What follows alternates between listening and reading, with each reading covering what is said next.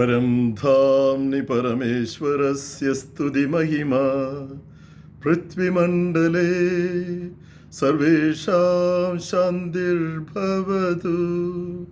मानवाय च मङ्गलं शुभाशा सर्वदा।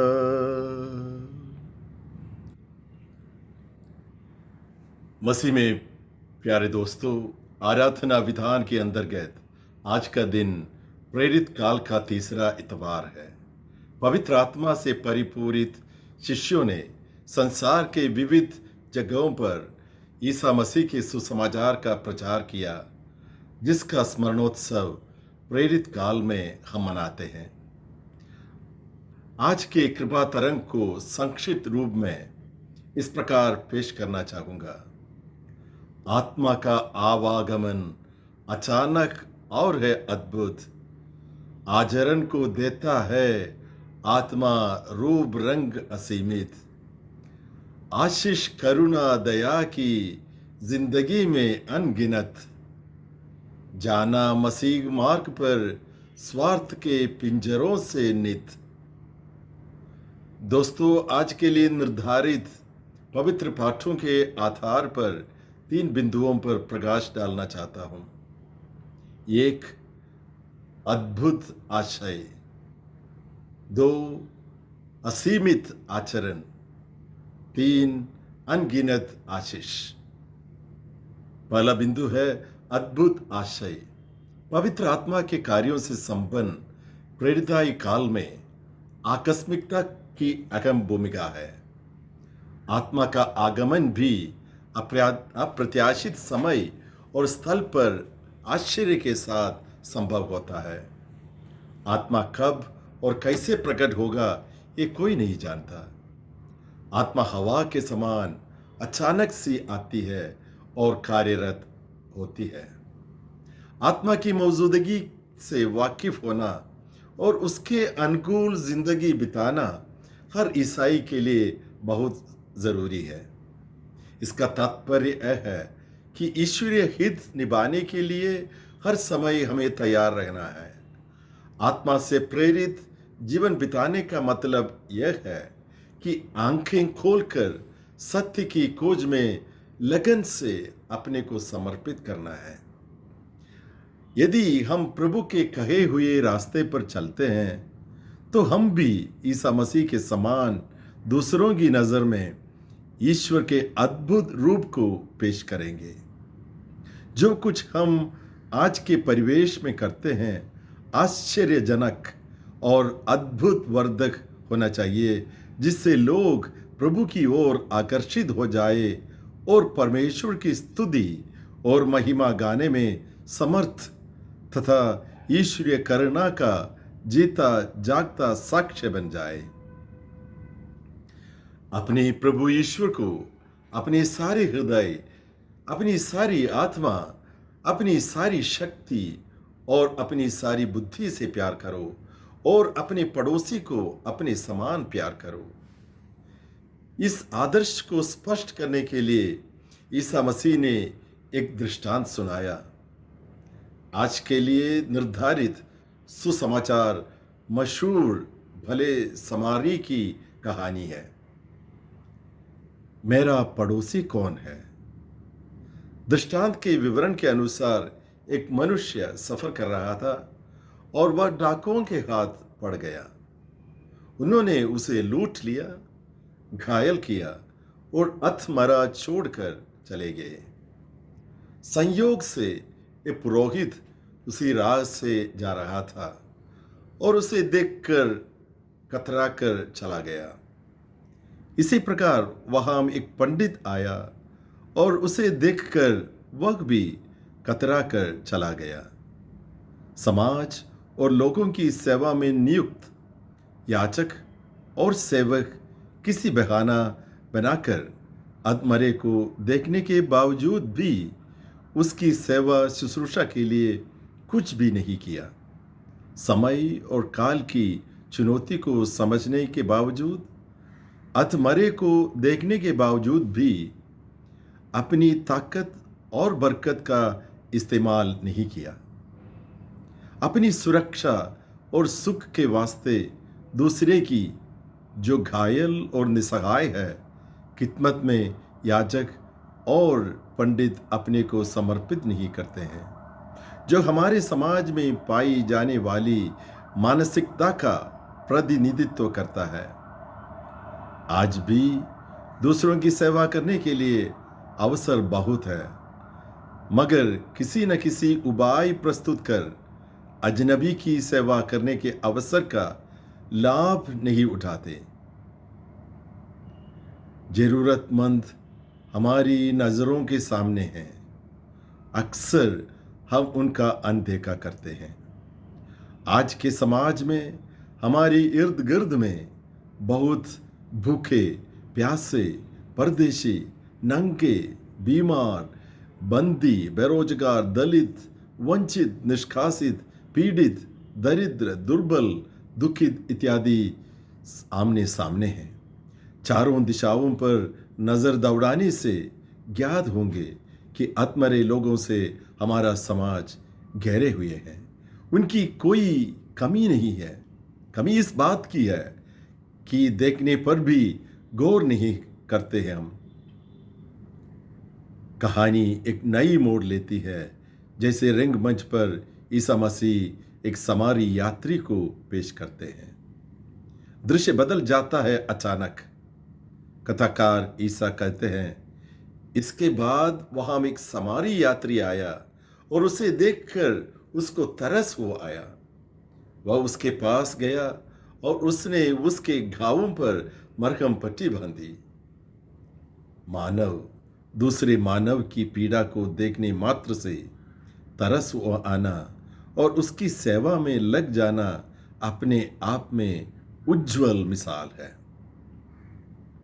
आत्मा के निमंत्रण से संचालित भक्त का एक अच्छा परिचय है। जहां आत्मा कार्यरत है, वहां अद्भुत प्रकट होता है। आत्मा दीवारों को तोड़कर, असमानताओं को नकार कर, निस्वार्थ होकर सद्भाव तथा समभाव से सहचरों की सेवा में हाजिर हो जाते हैं। अंतरात्मा की आवाज को सुनकर राग की सारी अड़चनों को नजरअंदाज कर जान की रक्षा और सुरक्षा सुनिश्चित करने के लिए परेशानियों को मोल लेते हैं। दरअसल कहानी में वर्णित समारी आत्मा से प्रेरित और संचालित अनोखा ईसाई की मिसाल है। हमारी असली पहचान की परछाई है। वाकई ईसा मसीह का प्रतिबिंब है। दूसरा बिंदु है असीमित आचरण। आत्मा जब हम में वास करने लगती है या अंतर्यामी आत्मा को हम महसूस करते हैं, तब हमारा आचरण बदल जाती है। यथा आत्मा तथा आचरण। आत्मा असीमित और अनंत है। आत्मा विचरण करती रहती है। उसकी आवाजाही में कोई बाधा नहीं। भले समारी के चरित्र में इस असीमित आचरण का उत्तम उदाहरण मिलता है हमें। समारी होने के बावजूद भी अपने मान मर्यादाओं को मिट्टी में मिलाकर इंसानियत की सेवा के लिए हाजिर होता है। जिंदगी की राहों पर हमेशा के लिए एक आदर्श बनकर हमारे दिल दिमाग में शाश्वत प्रतिष्ठा पाई है। ईसा के विचार, वचन और व्यवहार का मूर्त रूप ही पले समारी में प्रज्वलित है। उदाहरण के तौर पर ईसा की क्षमा की शिक्षा को ही लीजिए। अपने शत्रुओं से प्रेम करो और जो तुम पर अत्याचार करते हैं उसके लिए प्रार्थना करो। सही मायने में ईसा मसीह अपनी आचरण की संहिता को भले समारी के द्वारा पेश करते हैं, जो दिलों को जीत लेता है और दूसरों की सेवा के लिए मजबूर करता है।